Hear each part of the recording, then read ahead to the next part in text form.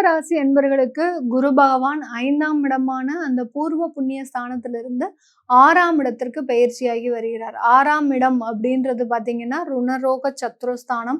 அடுத்து ஒரு எதிரிகளை கொடுக்கக்கூடிய ஒரு ஸ்தானமும் கூட. இந்த இடத்துல ஒரு சுப கிரகம் வருது அப்படின்னாலே இந்த கும்பராசி என்பர்களினுடைய நேர்மையான குணங்கள் ஒரு மிகப்பெரிய ஒரு பலமாக மாறப்போகுது. அந்த பலம் அப்படின்னு கேட்டிங்கன்னா உங்களுடைய எவ்வளவுக்கு எவ்வளவு நீங்க நேர்மையா சில இடத்துல பிரச்சனைகள் வந்தாலும் நடக்கிறீங்களோ அந்த நேர்மையான சில எண்ணங்கள் உங்களுக்கு அதிகப்படியான ஒரு எதிரிகள் தொந்தரவுகள்ல இருந்து ஒரு மாற்றத்தை கொடுக்க போகுது. நிறைய பேருக்கு கடனையும் கொடுக்கும் இந்த காலகட்டம். இந்த குரு பெயர்ச்சி காலகட்டம் கடனை கொடுத்தாலும் அந்த கடனாகப்பட்டது உங்களுடைய வாழ்க்கையினுடைய வளர்ச்சியை நோக்கி இருக்கக்கூடிய ஒரு நேரமாக இருக்கும். அந்த வாழ்க்கை வளர்ச்சி அப்படின்றது ஒரு நிம்மதியான ஒரு லைஃப்.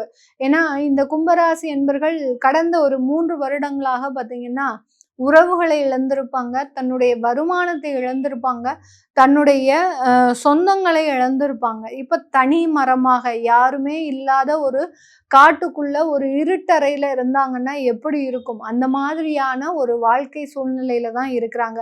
பார்க்கறதுக்கே பார்த்தீங்கன்னா கேட்கறதுக்கே கொஞ்சம் பயமா இருக்கும். அதே மாதிரி ஒரு அதிர்ச்சியாகவும் இருக்கும். என்ன மாதிரியான இவங்க, ஏன்னா எல்லா இடத்துலையும் இவர்களுக்கு லாக் ஆகக்கூடிய ஒரு சிச்சுவேஷன்.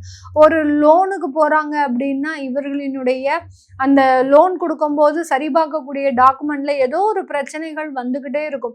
ஒரு வீடு வாங்க போறாங்க அப்படின்னா அந்த வீட்டை காமிக்கிறவங்க இவங்களை ஏமாத்திக்கிட்டே இருப்பாங்க. இந்த மாதிரியாக உங்களுடைய பணம் கண்ணாபின்னாக, அதாவது ஒரு தேவையில்லாத செலவுகளுக்கும் தேவையில்லாத ஒரு பிரச்சனைகளுக்கும் போகக்கூடிய ஒரு நேரமாக தான் கடந்த காலத்துல இருந்திருக்கு. இப்போ அதனிருந்தெல்லாம் நிவர்த்தி அடையக்கூடிய ஒரு நேரம்.